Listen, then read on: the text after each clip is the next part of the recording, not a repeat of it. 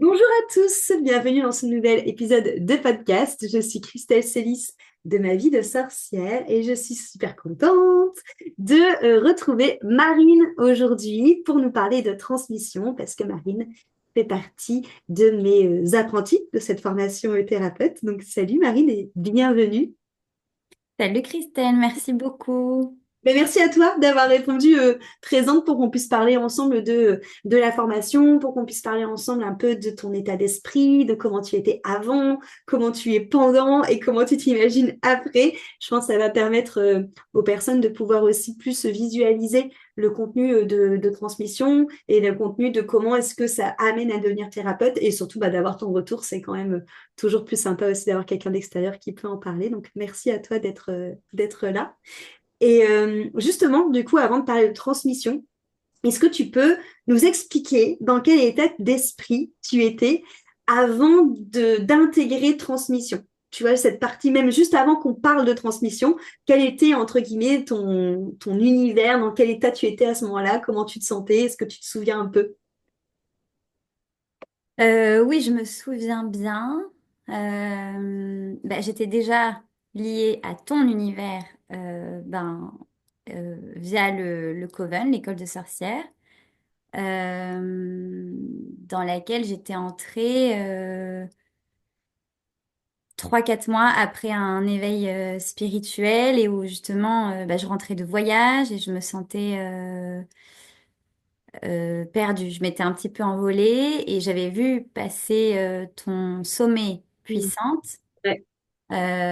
grâce à une autre personne que je suivais. Et donc j'avais assisté à toutes les conférences et ça m'avait fait beaucoup de bien. Ça parlait en soi, quoi, puissante. Et c'était vraiment reprendre le pouvoir sur soi et avec des routines, je sais plus tous les thèmes qu'il y avait. Et donc, tu avais fait la promotion de l'école de sorcières et je m'étais dit, waouh, génial, parce qu'il y avait plein de mots-clés qui résonnaient Mm. avec mon éveil, en fait.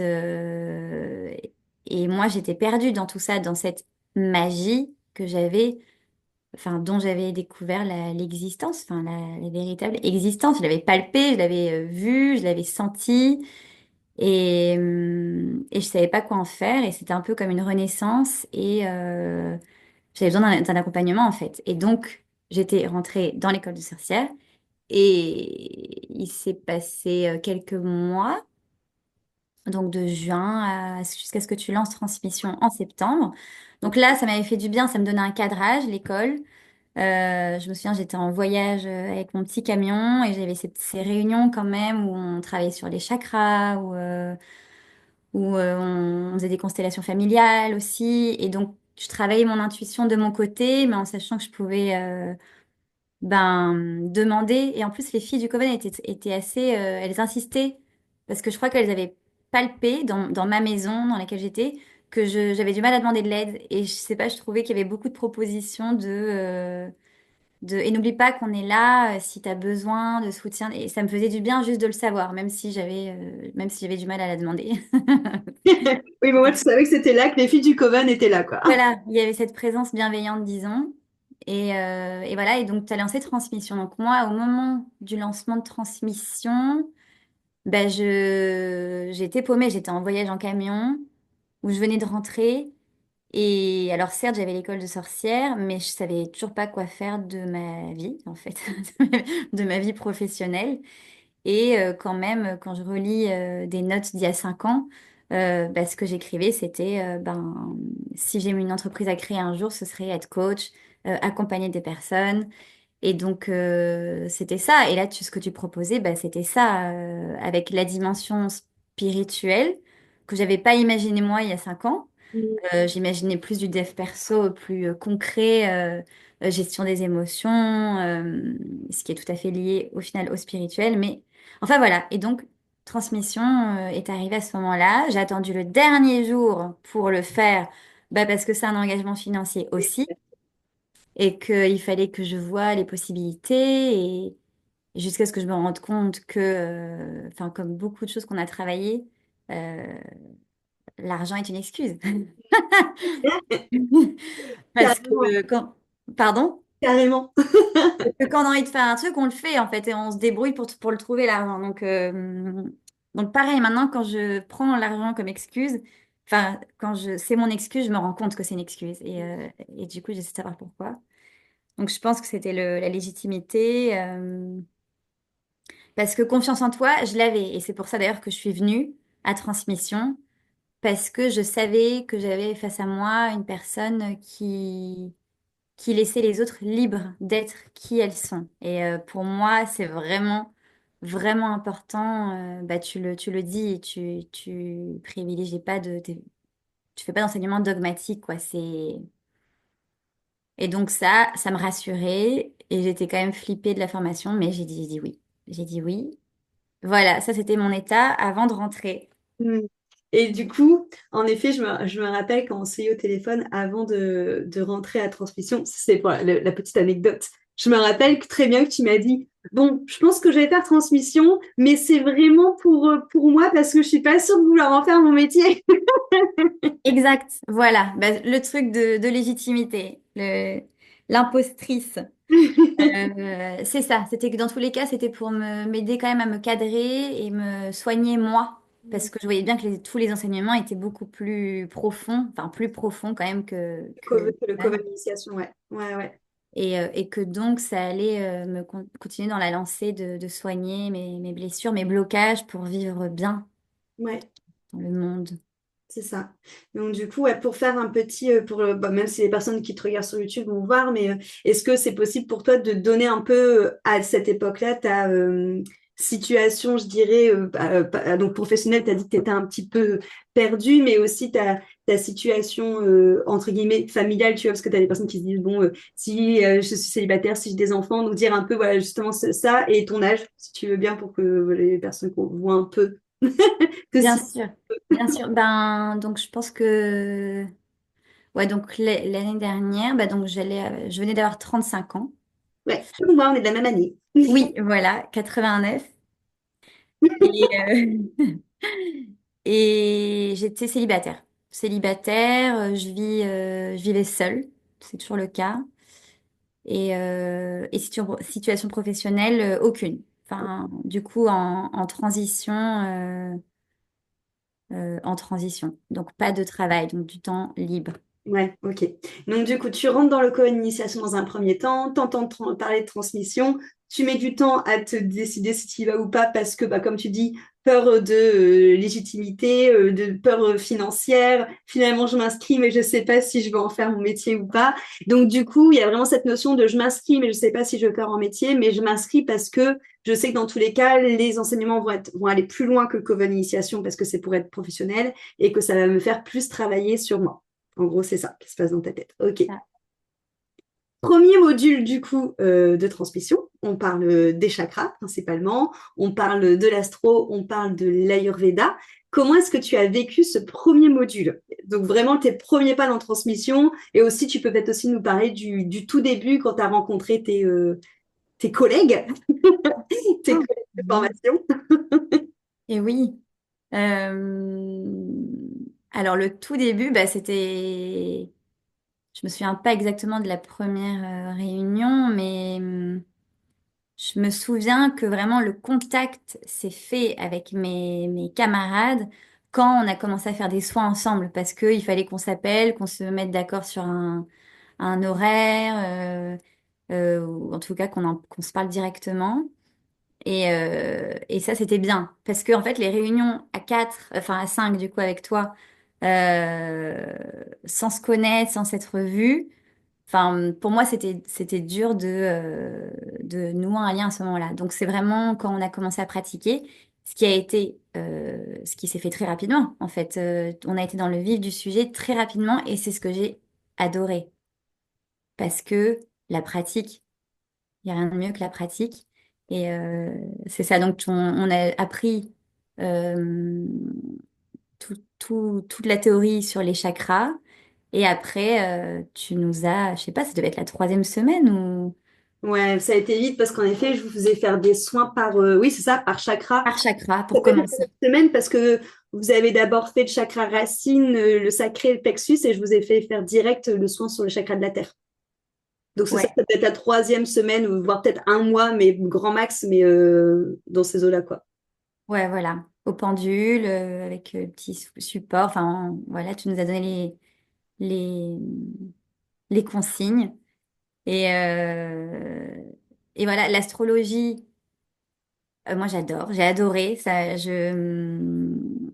En fait, ça m'attirait depuis longtemps, mais sans vraiment savoir et ni prendre le temps de me pencher dessus. Et là, bah, comme ça fait partie des devoirs à faire, évidemment, je l'ai fait et j'ai adoré. J'adore pouvoir lire, même si c'est pas aussi approfondi que quand on fait une formation astro, mais lire un thème astral quand Mm. même dans des lignes moyennes, je dirais, Ouais, carrément. plus profond que des grandes lignes quand même, Ouais. je trouve. Surtout que après c'est ça, il y a l'intuition qui entre en jeu. Donc quand on est face à la personne, si on se met en mode vraiment connexion et canalisation en même temps. Voilà, viennent des choses et ça j'ai adoré, même par rapport à mon propre thème. Voilà. Et l'Ayurveda, eh ben, j'étais très contente aussi de découvrir des notions plus précises parce qu'en fait on entend partout tout le temps. L'Ayurveda c'est très en vogue C'est vrai. et, euh, et là je suis contente d'en savoir en fait un peu plus et même peut-être un peu plus que les gens qui en parlent tout le temps. Fort probablement, ouais. Ah, toi, t'es Pita, non? Et puis après, c'est tout. Mais bon. Euh, du coup, ouais, je suis contente d'avoir des notions d'Ayurveda. Et je me rends compte que je m'en sers. Bah, je m'en servais déjà un peu grâce à toi par rapport aux routines que Oui, tu nous avais partagées, en dehors de transmission, je veux dire. Et, et ouais, je m'en sers dans ce que je consomme. Enfin, j'en prends plus conscience dans mon alimentation. Et même pour les clés par rapport à la méditation aussi, et tous les liens entre le corps, ouais, le corps et l'esprit, et ce qu'on met dans le corps aussi, la sacralité aussi. ouais, carrément, carrément. Ouais. Est-ce que tu peux nous dire comment est-ce que tu as vécu justement le premier module en termes de contenu, en termes d'exercice, d'évaluation, de lecture, tu vois, en termes de charge de travail et de gestion du temps et de travail sur toi aussi, parce que forcément, ça fait aussi bouger des choses. Donc, si ça t'a révélé des choses, comment est-ce que tu l'as vécu en règle générale, ce premier module? Je crois que je l'ai vraiment bien vécu. Alors, j'avoue, j'ai pas révisé, je me suis pas replongée dans le module 1 là mentalement avant notre appel. Mais je crois qu'il a duré quand même pas mal de temps. Il y a déjà longtemps. C'était quoi, 3 4 mois? 3 mois peut-être. Bah, c'est simple, on a commencé en septembre et on a commencé la psyché, je pense, début février. Ouais. Ouais, ben, en fait, les chakras nous ont pris pas mal de temps. Oui. Et c'est ce que j'ai aimé parce que c'est une vraie familiarisation et ça reste. En fait, je m'en rends compte. Et je révisais quand j'allais me promener, je récitais tout dans ma tête. Et puis j'essayais de trouver mes mots. Oui. Attends, que je réponde à ta question sans me disperser. C'était quoi la question Comment exactement? tu l'as vécu, toi, d'un point de vue personnel, en termes de transformation, de charge de Ah oui. travail, des évaluations, les Ah choses? oui. C'est Et quoi? la charge de travail, ben, c'était bien parce qu'on avait quand même des devoirs d'une semaine à l'autre. Je pense parce que c'était un chakra par semaine. Ça. Et bah pour moi ça allait parce que j'ai pas de travail à côté, donc j'avais le temps, je le prenais et je pratiquais, je révisais, je répétais, je faisais mes petites fiches quand j'en avais envie. Euh, et les évaluations finales. Du coup, qui sont conséquentes, mais je trouve bien construites pour vérifier ses connaissances et avec des cas pratiques. Ouais. Pareil, un cas pratique, quelqu'un vient vous voir, il se sent comme ci, comme ça, quel chakra est concerné, qu'est-ce que vous feriez, et donc c'était des mises en pratique concrètes. Concrètes. Et donc, charge de travail, bah, j'ai trouvé ça à mon niveau, sans travailler à côté, bah, du coup, plutôt OK. Ouais, carrément. Sachant que du coup, bah, vous aviez tous les cours, donc toutes les semaines un nouveau cours qui se débloquait Oui, avec donc la vidéo et le récap Notion. Tous les trois chakras, donc les chakras de la terre, le chakra du ciel et le chakra du cœur, vous faisaient des soins entre vous. Au niveau de l'Ayurveda, pareil, il y a eu des fiches de notification, plus pareil, les études entre vous des tests ayurvédiques et l'astro, pareil. Vous avez fait du coup des lectures de thèmes entre vous et vous avez eu aussi des soins sur des personnes en dehors de vous, donc sur des cobayes extérieurs. Est-ce que tu peux un peu expliquer justement comment tu l'as vécu, ce premier, je dirais, un peu soin dans le grand bain, parce que c'était avec quelqu'un que tu connaissais pas? ouais. Bah, j'avais une petite appréhension, mais j'étais contente encore une fois d'avoir une vraie mise en situation aussitôt en fait. Et bah, du coup, j'ai contacté cette personne, on a convenu d'un rendez-vous, j'ai répondu aux questions, enfin, j'ai dit comment j'allais procéder. euh, et ça permet de mettre des mots, mes propres mots, sur comment je vais procéder. Et ça, c'est chouette parce que c'est déjà mon identité professionnelle à moi qui commence à émerger en fait à ce stade-là de la formation et en interaction avec ouais, une personne que je connais pas. Et donc, ça permet de mettre de la distance un peu et de donner plus peut-être de détails, d'informations, comme si on s'adressait à quelqu'un qui est moins familier euh, des soins spirituels, thérapeutiques spirituels. Euh, Même si en l'occurrence, la personne, elle en avait déjà fait. Et bah, c'était une bonne expérience. Après, elle m'a fait son retour, euh, qui est riche aussi et dont je prends compte pour l'après, quoi. Enfin, voilà, c'est de l'expérience. C'est de l'expérience. Et du coup, justement, tu parlais de commencer à trouver à ce moment-là déjà tes propres mots, ta propre manière de faire les soins et tout ça. C'est vrai qu'en parallèle de ce module 1, on a aussi du coup des rendez-vous à deux, du coup en one-one, parce que je vous propose un accompagnement individuel en plus pour travailler sur les blessures, les croyances, tout ça, tout ça. Et notamment, donc toi, ça a été le cas, on a travaillé sur des choses qui t'étaient personnelles et on a aussi commencé à travailler sur ton projet professionnel. Qu'est-ce que tu aurais justement envie de dire sur cet accompagnement individuel en plus de la formation, est-ce que ça t'a apporté quelque chose ou pas? Voilà, qu'est-ce que ça t'a apporté si ça t'a apporté quelque chose? Voilà, qu'est-ce que tu penses de ce truc-là en plus? Euh, Bah, je me souviens très bien de ce rendez-vous parce que bah, normalement c'était plutôt un soin où on allait traiter une blessure, quelque chose ou un blocage. Et je me souviens que ce jour-là j'avais pas envie et parce que souvent bah, moi je pleure quand on va voir quand on va voir à l'intérieur, que ce soit de tristesse ou de soulagement, enfin en tout cas émotionnellement c'est fort et j'avais pas envie. Et je me souviens, on a discuté en début de rendez-vous, ben, comme d'habitude, pour quand même essayer de trouver une direction ensemble, en fonction de l'énergie du moment. Et en fait, hyper naturellement, tu m'as dit, bon, bah, aujourd'hui, on va faire ton premier accompagnement coaching pro, en fait. Parce que parce que je crois que moi-même, je t'avais parlé d'une projection où moi, je me projetais. Et donc, tu avais rebondi dessus très naturellement.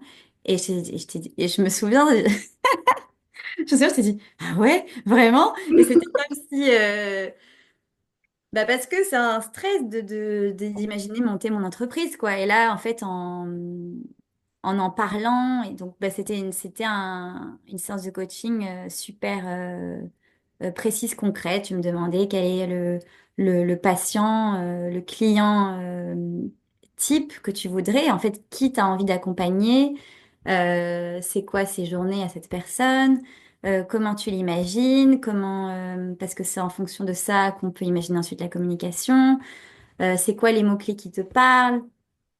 Et donc tu prenais tout en note, moi je laissais aller un peu le flow et j'imaginais, et je me laissais imaginer des choses que je pensais même pas que je pouvais imaginer en fait. C'est parce que toi en me poussant, tu m'as dit, bah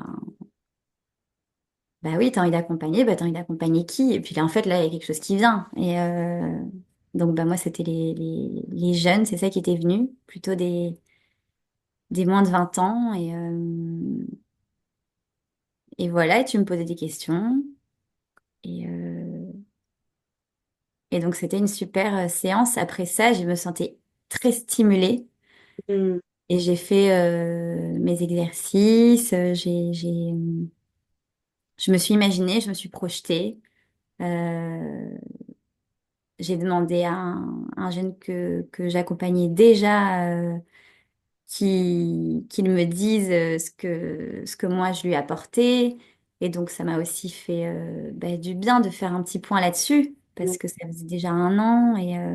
Et puis même ça, du coup, je l'ai valorisé, parce que dans les faits, c'est vrai, j'accompagne déjà quelqu'un depuis un an. Et voilà. Et oui, et c'est là où on commence à lever le voile et à enlever progressivement le syndrome de l'imposteur, le manque de confiance en soi, et on commence à prendre sa place en tant que thérapeute. Et aussi d'ailleurs, chose aussi qui est fort sortie avec toi, qui est vite ressortie quand on travaille ensemble, c'est entre guillemets ton super pouvoir de thérapeute à toi, c'est vraiment la puissance des mots que tu choisis. Donc il y a eu ça aussi de construire un peu ton projet autour de ta voix. Parce que comme tu disais, il y a vraiment cette notion où moi j'ai envie qu'on ressente ta personnalité et qui tu es dans ta manière d'accompagner et de guérir. Et c'est vrai que pour toi, la voix, c'est super importante. Est-ce que tu peux justement peut-être développer ce côté, enfin nous parler un petit peu justement de ce que ça t'a apporté, de te rendre compte aussi de ce pouvoir que tu avais dans le choix des mots?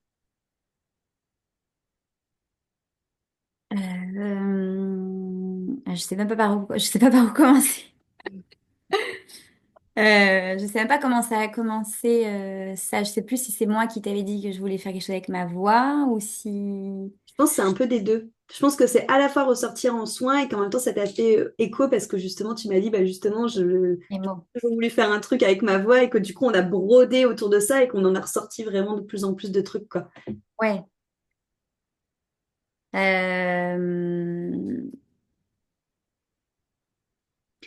C'est vrai que, en fait, je pense que plusieurs fois dans ma vie, on m'a dit que il y avait quelque chose avec ma voix et et même, enfin, au-delà de ça, oui, le choix des mots. C'est vrai que j'aime utiliser le mot juste, qui résonne juste pour moi et j'imagine pour les gens autour quand je cherche un mot dans une interaction. Et c'est vrai que c'est quelque chose que j'aimerais, que je veux, que je vais valoriser. Euh, J'avais commencé à écrire des livres et au final, ils sont tous en chantier là. Ils sont tous en chantier et c'est vrai que je crois que j'ai un goût pour le mot prononcé plutôt que écrit. Et ok, oui, c'est bon, je vois peut-être ce à quoi tu faisais allusion. Je- j'ai commencé à me libérer, enfin à donner vie à mes projets créatifs, artistiques, créatifs, poétiques. Par exemple, des vidéos que j'avais montées il y a des années et que j'ai publiées. Carrément. Tu vois, j'avais déjà... C'était exactement ça que je faisais illusion. Oui, et en fait, c'est ça. Il y a toute cette partie créative, artistique chez moi que je n'assume pas. Enfin, que là, ça, j'ai encore du travail à faire. Mais quand même, grâce à tes éléments de langage et le fait que tu prônes les non-sujets, qu'en fait, il faut, je l'utilise quand même préférer le fait, les faits en fait. Et les faits, c'est quoi? C'est que moi, à un moment donné, il y a quelque chose qui m'inspire, je vais en sortir un texte ou une image et je vais le monter et puis c'est là quoi. Et en fait, c'est là sur mon ordi et ça sert à rien.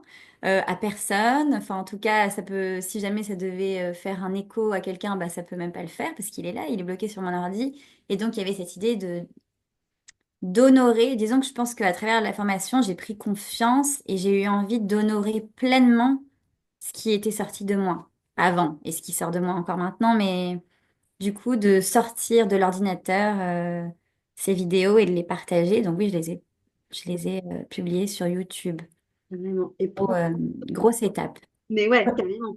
Ça te permet de bah, justement de prendre confiance en toi, de faire entendre ta voix. Je pense aussi à ton défi du serpent sur Ah Instagram. voilà. Ouais, Là, si vous voulez aller voir, du coup, Marine, c'est défi du serpent, du coup, ton compte, hein, c'est ça, hein. défi, point du, point serpent. Ça, c'est encore autre chose ouais, qui mêle bah, mon propre développement personnel, parce que c'est un questionnaire que j'avais fait il y a 5 ans pendant le confinement et qui m'avait fait du bien, parce que c'était un moment avec moi-même sur mes habitudes, mes goûts, mon fonctionnement, et ça mettait de la conscience. Et en fait, je suis retombée dessus en début d'année.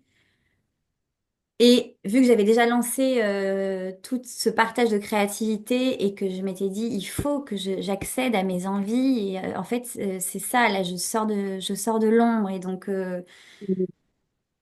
je ne peux pas rester avec des frustrations, avoir des idées et ne pas leur donner vie. Et donc, oui, est né le défi du serpent. Donc, un jour, une question à soi, ou du coup, bah, il y a une vidéo de moi, soit moi qui pose la question, soit moi qui interviewe des gens et qui répondent. Et, euh, et donc, je me montre. Mais oui, et c'est ça qui est trop bien, c'est que tu prends ta place avec ta voix en posant tes mots, en posant tes questions. Donc ça, c'est très cool parce que, en tout cas, moi, de l'extérieur, c'est vraiment quelque chose que j'ai vu émerger de toi.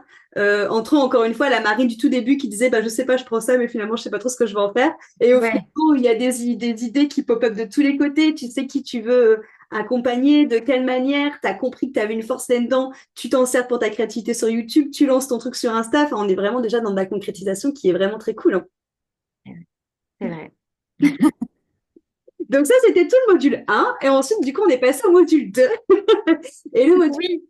c'est la psyché. Donc, même question, quand tu penses au module 2 qui est plus facile pour toi de te remettre dedans parce qu'il n'est pas très loin de nous, celui-là, on l'a fini il n'y a pas très longtemps. Comment est-ce que tu as vécu le module 2? D'abord, le côté en ligne, digital, on va dire, donc plus le côté enseignement, et ensuite le côté pratique qui s'est déroulé en présentiel, du coup, à Bordeaux. Est-ce que tu peux faire un petit retour sur ce module 2? Oui, bah, j'ai adoré le module 2 de la psyché. En fait, j'avais hâte d'y aller. J'étais contente de relire, de me replonger dans le pouvoir du moment présent aussi que tu nous préconisais pour ce module.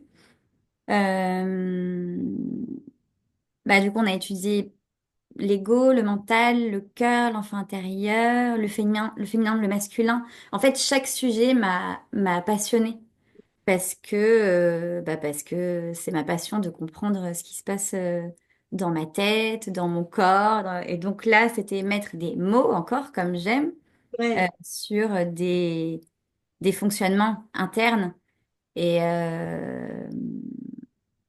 et donc mettre de la conscience. Et j'ai adoré donc apprendre comment fonctionne l'ego, enfin, au-delà de comment fonctionne l'ego, ouais, si, comment il fonctionne et c'est quoi lui son lexique et à quel moment je sais que là j'agis par ego, sachant que c'était déjà des choses que j'avais commencé à explorer, mais ça venait vraiment approfondir. Approfondir. Le mental, pareil, sujet qui m'intéresse particulièrement parce que je me sais avoir un mental qui prend beaucoup de place, donc c'était aussi personnellement un moyen pareil, de le calmer, en fait, d'apprendre à le calmer et pour voir plus clair, pour laisser plus de place ben, au cœur, à l'enfant intérieur. Féminin, masculin, j'ai adoré, j'ai vraiment tout adoré. Parce que bah, ce que chaque archétype représente, les mots-clés, pareil, et tout prend sens, enfin, tout prend sens par rapport à l'homme, la femme, et la connexion avec les chakras aussi, que chaque chakra a une dominante féminin ou masculin, enfin, et féminin ou masculin, et qu'en fait, il y a bien des différences entre le masculin et le féminin. Parce que, en fait, moi, quand je suis devenue vraiment féministe, à un moment donné, je me suis confondue. J'étais vraiment dans l'égalité. Et alors que En fait, il y a une différence, c'est juste qu'il n'y a pas de hiérarchie. Exactement. Et Et complémentarité entre les deux. voilà, le problème, c'est la hiérarchie. Et sauf que j'avais mélangé un peu ça au début de mon féminisme. Et, ouais, enfin voilà, passionnant, passionnant. Et j'ai adoré aller les rencontrer, moi, mon masculin, pendant la semaine en présentiel. Et l'enfant intérieur, pareil, grande passion parce que c'est comme ça que tout a commencé aussi quand j'avais 27 ans. Enfin non, j'avais fait un coaching gestion des émotions, ça m'avait beaucoup aidé. Et ensuite à 30 ans, ouais, il y a 5 ans, c'est ça en fait. Il y a 5 ans, j'avais fait un atelier enfant intérieur, j'avais rencontré la petite Marine et enfin j'avais vraiment reconnecté avec moi-même. Et depuis ce jour-là, je m'étais dit, je voudrais beaucoup faire des accompagnements aussi enfant intérieur pour aller à la rencontre de son enfant intérieur parce que grande source de guérison en fait. Carrément. Et voilà, et avec les blessures de l'âme, enfin, quand on a telle blessure, déjà de l'identifier, en en s'assurant que l'ego nous montre pas une autre blessure, parce qu'il fait ça, comme comme tu nous l'as enseigné. Et, euh, et tout ça, et en fait, tout ça, c'est un espèce de labyrinthe, et ça me ramène au fait que la vie, je me souviens un jour, j'ai eu un éclair, une canalisation, et je me suis dit, mais la vie, c'est vraiment un jeu, quoi. Comme une chasse au trésor. Exactement. C'est clair. Carrément. Et donc là, j'avais ma chasse au trésor intérieure. Ah, c'est quoi la vraie blessure, en fait? Ouais.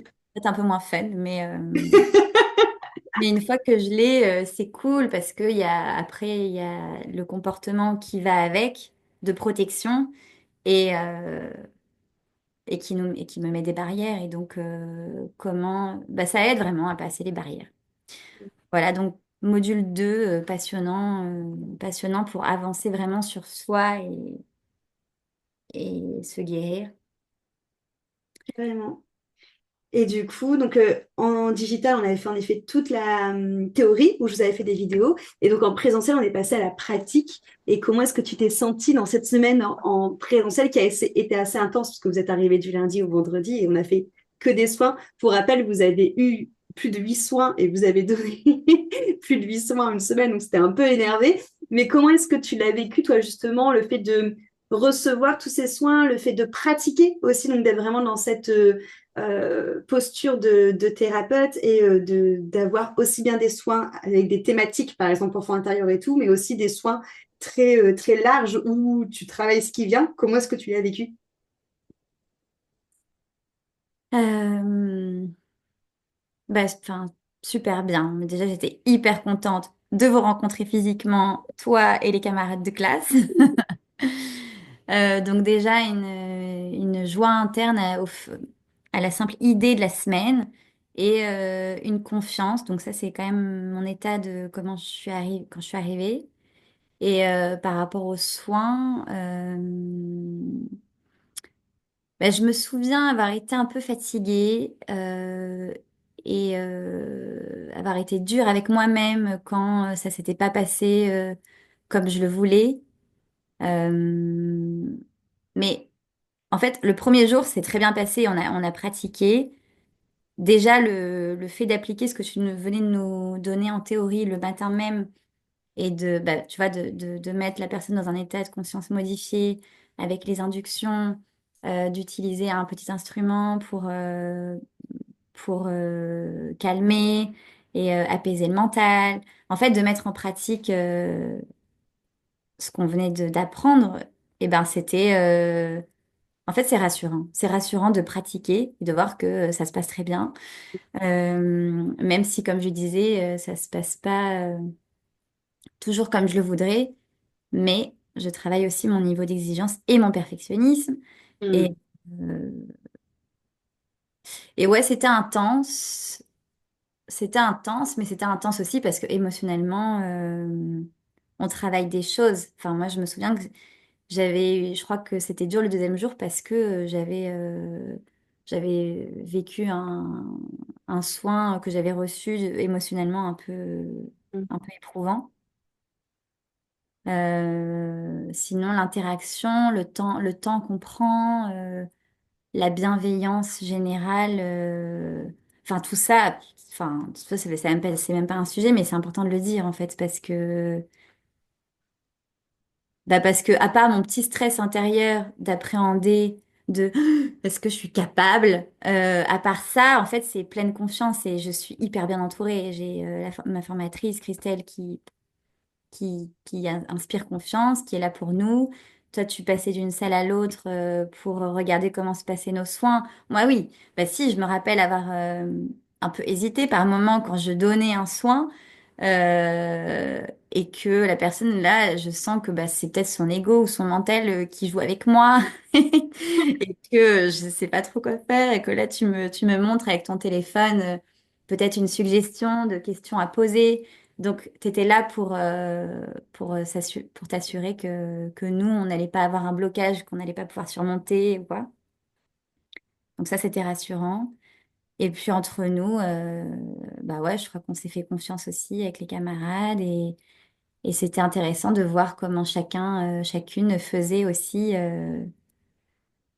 Moi, je me suis inspirée de choses que j'ai entendues, de phrases que j'ai entendues et voilà. Donc là, on a fini le module 2. On commence tout juste le module 3 là, à l'heure où on tourne ce podcast. Donc, on pourra pas trop vous faire de retour sur le module 3 et le module 4 du coup. Même si, pourquoi pas, voilà, faire une deuxième session d'interview comme ça pour en parler. Mais aujourd'hui, toi, avec tout ce que tu as emmagasiné sur le module 1, tout ce que tu as emmagasiné sur le module 2, le fait que du coup, tu as appris à faire des soins sur photo en présentiel et que là, vous êtes en train d'apprendre à faire des soins sur Zoom, comment tu te sens dans ta posture de thérapeute en devenir? Voilà, comment est-ce que tu es aujourd'hui par rapport à ça? Bah, ce matin, je faisais encore. Juste pour dire que ce matin, je mettais mon nom au milieu d'une feuille et en fait, je cherche, en haut là, c'est écrit identité professionnelle. Trop bien. Et donc là, j'ai dans un mood où je veux concrétiser. Enfin, on n'est même pas encore au module 4 où c'est la création d'entreprise. Là, j'ai vraiment envie d'avancer concrètement, de peut-être créer déjà un autre compte Instagram dédié à ça, où je pars de zéro, avec la peur de partir de zéro, mais où je me sens beaucoup plus prête à partir de zéro, en fait. Et je sens que j'ai plus confiance, je sens que j'ai vraiment envie de laisser la lionne sortir. Euh, Je suis pas encore vraiment, mais je suis pas loin. Et surtout, j'ai la foi que ça va venir. Trop Voilà. Et donc là, je cherche un nom parce que je sais pas, je voudrais juste un nom, et puis mes mots, mes valeurs. Donc dans mon petit papier là, voilà, j'ai mis c'est quoi mes valeurs, comment moi je me vois, euh, mes éléments et des idées de nom pour l'entreprise. trop bien. Je suis là. Et c'est fou parce que tu vois, les gens qui écoutent ce podcast, ils se souviennent du tout début du podcast où tu avais dit, bon, je vais à la transmission pour travailler sur moi, prendre des choses, mais je sais pas si j'ai repris mon métier. Et aujourd'hui, on est du coup 8 mois plus tard, 7 mois plus tard, tu es en train de chercher ton entreprise. Enfin, il y a un réel. Carrément, carrément. Non mais Et carrément, c'est clair. Ça me stresse. Mais non, moi, je trouve ça trop beau, c'est plein de joie. On voit que la confiance, elle est venue de ouf, qu'il y a le syndrome de l'imposteur qui est en train de se faire la maille petit à petit, puis il va y avoir encore plus de pratique, vous allez encore travailler sur d'autres cobayes. Là, le module 3 du coup, pour ceux qui nous écoutent, c'est tous les outils qu'elle va pouvoir ajouter, Marine, à ses soins. Donc, les exercices de développement personnel, les instruments, les pendules, les cartes, l'écoute active, la gestion des traumas, la gestion des groupes, les soins pour enfants, voilà, vraiment tout ce qui va être un peu plus spécifique. Et module 4 en effet, on sera vraiment dans la matière de où communiquer, comment, quelle offre, avec qui, pourquoi, pour qui. Donc vraiment dans... Mais justement, le fait de le faire déjà maintenant comme tu es en train de le faire, c'est génial parce que ça te projette déjà. Et c'est Hmm. chouette. C'est vraiment chouette. Ouais. Ouais, je suis très très contente de ça. C'est vrai que c'est bien ce podcast là pour partager transmission, mais aussi pour faire un bilan parce que bah, là je me rends compte, bah, je me rends compte que je valorise pas encore à sa juste valeur toute mon évolution en fait. Et oui, mais carrément. Et j'étais en train de faire la réflexion, en effet, quand tu parlais, je me disais, en vrai, c'est trop bien pour partager transmission, mais aussi pour vous, en effet, en mode petit point Ouais, mis mais par oui. mois, parce qu'on a fait 2 modules sur 4. C'est pas mal, ouais, carrément, Ouais. carrément. Qu'est-ce que tu Dur, as envie hein. de dire, du coup, pour les personnes, sur transmission, en règle générale? Pour les Ceux- personnes qui sont intéressées pour intégrer transmission, ouais, pour les personnes qui hésitent. qui hésitent. Et ben moi aussi j'hésitais jusqu'à 23h59 le jour où c'était la fin des candidatures. Euh, Moi, ce qui m'a décidé, et c'est souvent aussi comme ça que je prends mes décisions, c'est que j'imagine ne pas le faire Hmm. et, et là je sens le gros potentiel regret, le gros potentiel de regret. Et donc, euh, et donc je l'ai fait. Parce que j'ai dit, en fait, je peux pas passer à côté d'un truc où je sens qu'il y a un gros potentiel de regret. Enfin, en fait, ça veut dire que c'est le bon truc à faire. Ouais, mais carrément, carrément, c'est une bonne jauge. Et ouais, c'est souvent ma jauge. C'est un peu extrême, je trouve, mais c'est la mienne. Pour l'instant, elle est comme ça. Et, euh, par rapport au syndrome de l'imposteur, je pense que je peux pas encore en dire beaucoup parce que j'en suis encore un petit peu victime, mais c'est en cours de work in progress. Les transmutations, ouais. Mais quand même,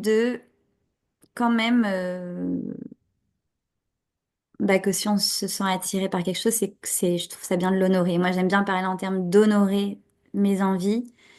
Et donc, si tu es là, en train de te demander, c'est peut-être parce que c'est parce qu'il faut que tu y entres, quoi. Voilà. Après, ça peut être un premier pas, le temps que ça mûrisse, parce que les choses prennent du temps aussi, quoi. Oui, et comme Mais tu au final, toi, tu as fait ce premier pas d'y aller et ça a mûri assez rapidement parce que tu es rentré en mode OK, ça m'attire. Et puis finalement, ça a mûri en mode OK, ça va être mon entreprise. ouais, ouais, c'est clair. Et sinon, en termes d'accompagnement, de confiance, bah là, enfin, les personnes intéressées peuvent être rassurées sur l'accompagnement parce qu'en fait, on se voit toutes les semaines, Oui, on est écouté toutes les semaines. Si on a des choses à dire, il y a l'espace pour.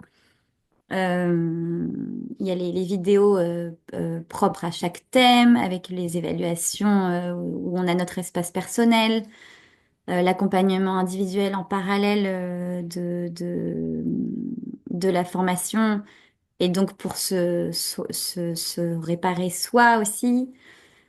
Il y a plein de choses, il y a vraiment plein de choses. Ouais, et puis, donc à la base, c'était 1 an et demi, je crois, ouais, c'est ça. Parce que comme vous étiez la première session, je savais pas trop si ça allait durer 1 an ou 1 an et demi. Je m'étais dit, on met 1 an et demi comme ça, on est large.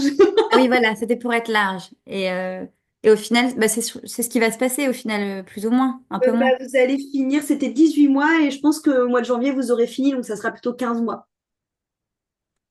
Ah oui, donc ouais, avant. Voilà, et donc, ben, si ça paraît long pour certains, enfin, moi je trouve que vraiment c'est pas long, 1 an. Ouais, un an Non. et demi. Et, euh, et voilà, et comme mes camarades en parleront mieux, eux, ils ont une vie professionnelle à côté et Oui, ils s'en sortent très bien. Il ouais, n'y a pas besoin d'être comme moi en reconversion pleine et entière. Eux, ils y arrivent très bien aussi en ayant un boulot. carrément, carrément. Voilà. On est entre de bonnes mains avec elle. En tout cas, encore merci, Marine, au-delà d'avoir fait ce podcast avec moi, d'avoir fait partie de la première session. Parce que bah, déjà, vous m'avez fait confiance alors que je n'avais jamais encore proposé ce genre de gros programme et ça me met à chaque fois pleine, pleine, pleine de joie. Et j'ai beaucoup j'aurais presque, ouais, je peux dire le mot admiration. Je pense j'ai beaucoup d'admiration pour vous quatre, pour votre enthousiasme, pour votre engagement, pour voilà, tout ce que vous donnez. Et je suis admirative de votre progression, surtout parce que ben, moi, en vous suivant, je vois vraiment pour vous quatre, de là où vous êtes arrivés et là où vous en êtes même maintenant, même si vous ne le voyez pas forcément ou que parfois vous êtes encore trop dur avec vous pour vous rendre compte. Moi, je le vois. Et je suis vraiment très joie de pouvoir être témoin de ça et de pouvoir vous accompagner là-dedans. Donc, merci de faire présence aussi dans cette première année de formation de transmission, cette première section. Avec grande joie. Merci. Merci à toi, vraiment. C'est, c'est beau. Je suis contente d'en faire partie et d'aller plus vers moi. Donc c'est précieux, très précieux. Merci Christine. Merci à toi, Marine, pour ton retour. Est-ce qu'il y a une dernière chose que tu veux partager ou un dernier mot de fin? Non, merci pour l'écoute et je souhaite la même chose aux personnes qui se posent des questions similaires. Je souhaite un épanouissement, un éveil de n'importe quelle manière, en fait. Et si c'est avec toi, ce sera bien, ce sera très bien. Merci, Marine, pour ce moment partagé.